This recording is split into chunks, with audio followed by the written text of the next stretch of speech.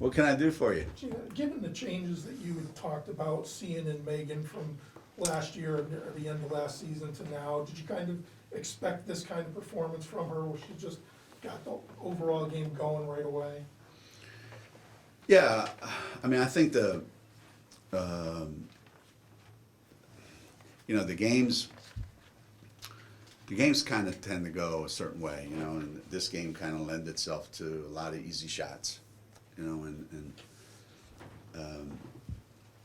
there were a lot of different kind of shots, from different spots on the floor, which was really good. But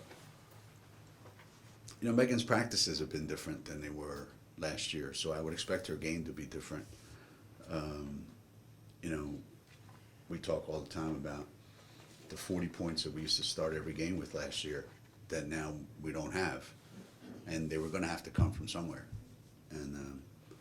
and obviously she's taken a big interest in that, making sure that we fill that void somehow. But I think there's a lot that Megan's going to be able to do going forward, even more so than today, I think. Talked about how Anna plays older and a freshman. Did you like her aggressiveness today, and how do you think she becomes? Yeah, there's always a little nervousness going into every game, but when it's your first game in a different country, I'm sure there was a little more nerves than normal. And she's kind of hard on herself, so when she missed her first 2 or 3, I knew she was missing the next 23, because that's how she is. She gets really mad at herself. She gets really angry. But you watch her and you know that she can do certain things, and she knows what she's doing out there, and and we desperately need another guard out there, another kid that can make shots and handle the ball and make plays for other people. So she's not happy because she didn't shoot the ball great, but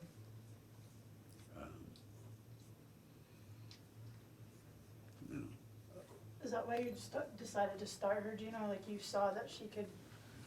Nah, I mean, I think based on our practices, I think she deserved it more so than anyone else. We need another scorer out there. I think, the way we are defensively, we need as many scorers as we can get out on the court.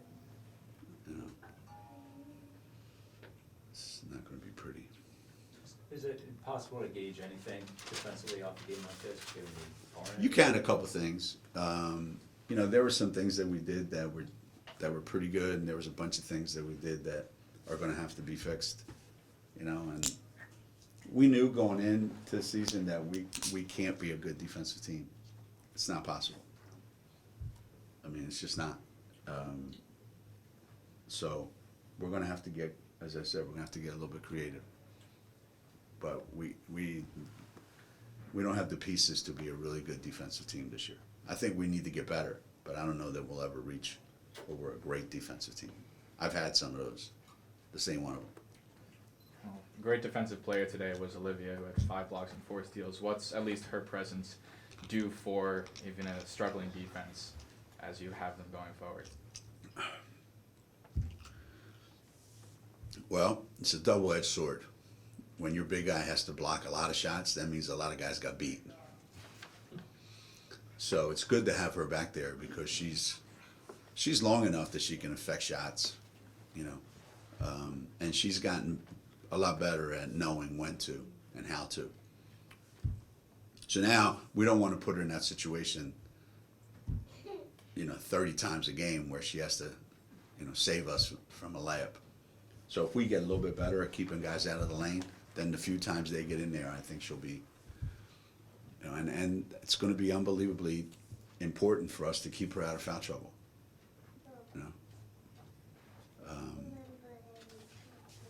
So yeah, I would probably say Liv is probably the most important player on our team right now. She's the only one that you can't replace, no matter what. The other guys are hard to replace, but she's impossible to replace. Well, Aubrey wasn't tremendously productive. She showed signs that if she can maybe slow down a little bit Yeah. mentally and continue to play as hard as she does, she could be pretty good. You see encouraging things from her? Yeah. Yeah. I mean, what she did in the game today, she missed a couple easy shots that she makes all the time in practice, but she goes after rebounds. And that's a skill that you can't teach. You know, she has a knack for the ball. And, you know, early on, they were all hers. You know, I miss, I rebound, I score. You know, I miss, I rebound and score. You know, so she's only going to get better and better when she knows what she's doing. Like right now, she's not really sure what to do out there. So it's like, there's the ball, go get it. She is like a little puppy out there. You just throw it out there and let her go get it. You know, there have been years where we could use a pen right now and fill out a Final Four, and it'd be pretty accurate. This year, there's programs that are down a little bit, other programs that are rising. Yeah. How do you assess that, and what does it mean for your play?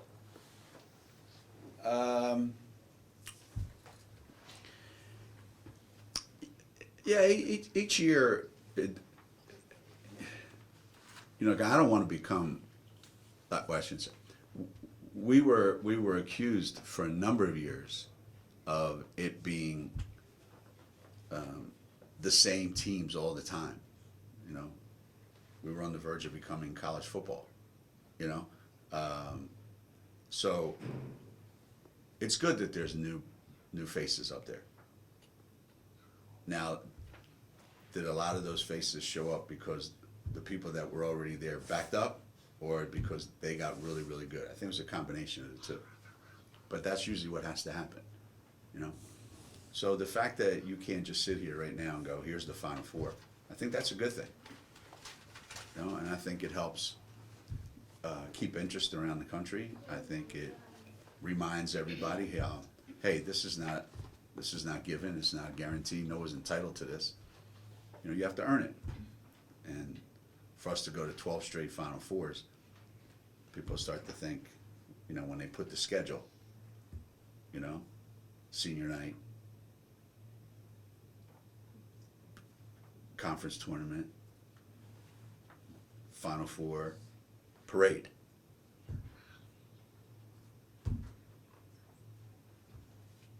Not exactly how you're supposed to do it, but reality is starting to sink in for most places. You know, did you do enough things today to give you hope, like? For what? For the, you know, for not to cancel the program? Oh, yeah, no. Yeah, we did enough things so that I have to come back and practice tomorrow. Yes. Kristen was pretty smooth, and Megan was pretty smooth, Yeah. and pretty athletic. They Yeah. made some stuff. Yeah, no, happen. we have some players on our team. We have some pieces that when it's working, it works pretty well. It looks good. It just doesn't look like it's fluid right now. There's a lot of like out there, but it's only the first day, you know. We'll hopefully be a little bit better Wednesday, and then we have to be a lot better next Sunday. But that's why you play these games. Crystal only had 5 shots today. She only wanted to take 5. You know, it's interesting when I watched her play today. It was like she really wasn't interested in shooting the ball. She wasn't interested in scoring. It's almost she made more of an effort to get everybody else involved, and I think that's a great thing, especially in today's world where kids, you know, their whole being, their whole identity is in how many points they score. You know, she could have taken as many shots as she wanted. I think she passed up a bunch. I think Kristen's going to have the kind of year where when we need her to get a lot, she's going to get a lot. And when we don't, I think she's going to be content to make sure that everybody's involved in the game. Gino, you were pretty pointed in your comments about Avina the other day, and I was wondering if you've gotten much feedback about it, and what you want folks to maybe think about between now and the time that if that appeal decision is made?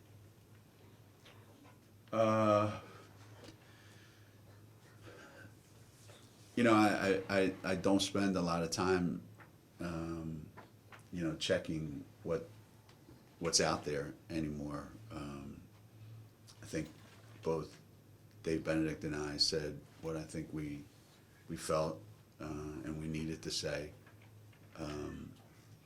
You know, my disappointment, you know, was for Avina and for the process and the way it unfolds. We've had kids transfer from Connecticut, and the way the process works, for those of you that are not familiar with it, a player will ask for a transfer waiver, and the player will have to give a statement as to why they left. And then the school administrator, where the student athlete is leaving from, writes a letter, and in that letter, they can either support the athlete and say, I think it's great for this kid that she be at another place and I support it. They can not support it and be negative, or they can have no comment and just be non-committal. I'm not for it, I'm not against it. Those are the three choices you have as an administrator. And Tennessee took the path of, I have no comment on it, I have no position on it. I'm not supporting it, I'm not anti, which kind of hurt us, to be honest with you. Because if they had come out strongly and supported it, then Avina would have got cleared. Which is kind of funny, because today, there's a release that the athletic director at Tennessee put out a statement being incredulous that one of the kids that wants to transfer to Tennessee wasn't granted a waiver. Okay. And he's adamant, you know, he's just absolutely perplexed as to how they could deny that. Well, I'm glad to see that Phil and I agree that everything should be done for the welfare of the student athlete. And I think Phil supports that. Now we just need him to contact the NCAA and say, you know, I support it. And then, you know, I'm sure there'll be a different outcome when the appeal goes in. That's kind of You where know, we are today. bottom line, when the only student athletes who are limited are the ones in the revenue sports, how can anybody make a credible claim that this is about the athlete? It's never about the athlete. Well, of course it's not, but why is this not similar to what's just happened with revenue Yeah. in California and then following Yeah. up? I mean, a field hockey player can transfer at will, Yeah, and that's not detrimental to them not to sit out a year. yeah. I mean, it makes absolutely no sense if you I- take the premise that they keep throwing out, Yeah. that it's all about the student. I can understand, we can't have wholesale transfers. But there's wholesale transfers. So that whatever it is that's going on in the world, the bottom line is, I don't know the exact number, but I wanna say it may be like 600 or 700 last year, I think on the guy's side, and even more so. And I think on our side, I don't know, it was approaching 400, 500, I don't even know, but it's pretty high, how many kids transferred. So they're either all eligible or none of them are. That's the way I feel. So you either say yes to them all or you say no to them all. You don't get to decide who's a yes and who's a no, because that leads to a lot of other questions that we can't answer. And then it starts to lead to, you know, conspiracy theories. You know, why does this kid get a yes and that kid get a no? Because they're going to that school, or because they're involved in that sport. I I don't know that we want to be in that business of doing anything other than what's in the best interest for the kid. Does it benefit the kid to sit out? Especially when the coach and the athletic director at the school that they're leaving goes, I got no problem with this. If something's happening that you think is not legit, then you can say, hey, I'm not in favor of this. I don't support this because this is what happened. That's fine, then do it. We've never done that. We've always supported everybody that wants to leave. Say, yeah, look, if they're not gonna play for us, I don't care where they play. Why should I punish that kid? You know, that kid wants to go play someplace else, go play someplace else. I don't have a problem with it. We've never said no to anybody that's ever wanted to leave. We've never went, no comment. We always said, yeah, go. Go, it's okay. So for anybody to, you know, to go, well, I'm choosing not to support this student athlete. And then have it come 3 days later. I can't believe that this isn't being done for the welfare of the student athlete.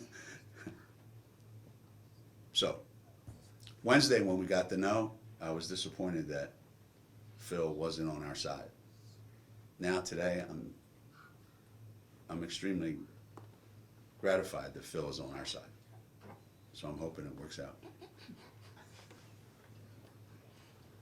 Philly question, Harry question. Jesus. Did you try to talk him into retirement, out of retirement, stay out of it? I tried to talk him into retirement years ago. Explain. Explain. Every year, for 10 years, he would say to me, I can't do this anymore. I go, good.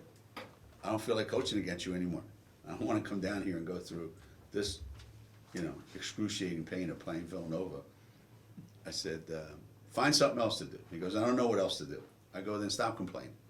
So he would come every year and they would do a great job, blah, blah, blah, blah, blah. So to be really honest with you, he called me, when I got the voicemail, because I was at practice, and then I saw the release, I was surprised at the timing of it, but I'm not surprised that he's decided that he doesn't want to do this anymore. But I was surprised at the timing of it. And I mean, 42 years is a long time to be doing something. You know, You think he's 80, but he's not. he's younger than me. I mean, I know. Looks can be deceiving, but in this case, they're not.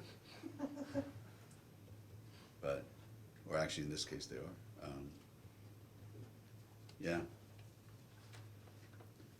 Now he's got to go back to his full-time job of Stemper in House of Cards and doing hair commercials. I don't know the guy's name, but he's a dead ringer for that guy. We're going to miss him, though. People in Philly are going to miss him. People in Philly are going to miss him. And, you know, it's ironic that we're going into the Big East next year and he's leaving, and he's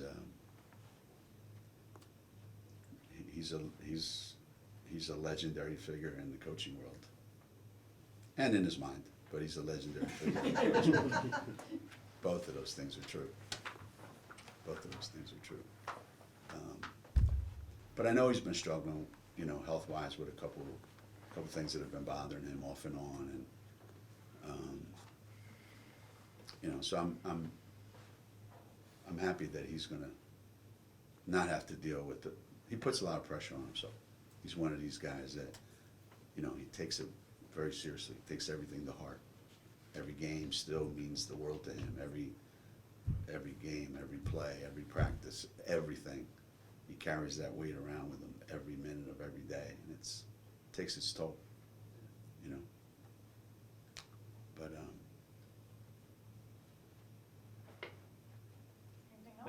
Anything else? Thanks. that could be me someday. Are you able to get into why Batuli wasn't available to play today? Patulli's having surgery tomorrow. What's today? Today's Sunday. You're the SID person. You're supposed to know this stuff. I want to say either tomorrow or the next day, because the same knee that's been bothering her for a long time. I don't know whether she landed on it or tweaked it the other day, but she's gonna have to get some cleaning done in there, and I don't know how long she'll be out, which it's not ideal for us because we really don't have enough bodies, but she just physically couldn't practice. Anything else? About having Stewie and Kalina there, they get a chance to talk to the team and, you know, obviously some more than. Yeah. I don't think the players on our teams usually like when the former players show up, because I just keep reminding them that if you were that good, I wouldn't have any issues. But what ends up happening is the players that come back, and in Kalina's case, well, still we can't play, but she can work out. So we did a workout yesterday, her and I, and it's funny, some of the kids that were watching were just staring because there was a 4-minute shooting drill that she did with the team, and she's the only one that didn't miss a shot in the entire drill. And kids are just like mesmerized, like, how does she do that? And when Kalina was playing, she just was bullying everybody. Like, people were just bouncing off of her, and there were a couple of times when she may be the only player in the country that could have got that shot off and got it off and made it. And it gave me an opportunity to say, there are guys who think they are really great three-point shooters, and then they are great three-point shooters. That's what a great three-point shooter looks like. So you guys should pay attention. Kalina didn't miss a shot? Stewie didn't miss one in the drill. Stewie Kalina, I usually give them a number that they have to make as a team, and usually the number's in 80 something, and I said, are you two guys shooting? They said, yeah. I said, okay, so the number today is 90. And Kay didn't make one the first minute. That's pissed me off when I expect something from them and they don't do it. And Stewie made. Stewie made every one. Stewie doesn't miss shots. Stewie doesn't miss any shots. So it's good to have them around. It's good, you know, for them to talk to a couple of the players. It was really good. I'd forgotten, you know, just how talented some of these kids were that played here over the years, and how many of them were all on the same team. You forget that Kalina and Stewie were on the same team, and they were on the same team with Stephanie, and they were on the same team with Kelly Fires and Bria Hartley and Tuck and Mariah. Seems like a long time ago. It seems like a long time ago. Anything else? It seems like a long time ago.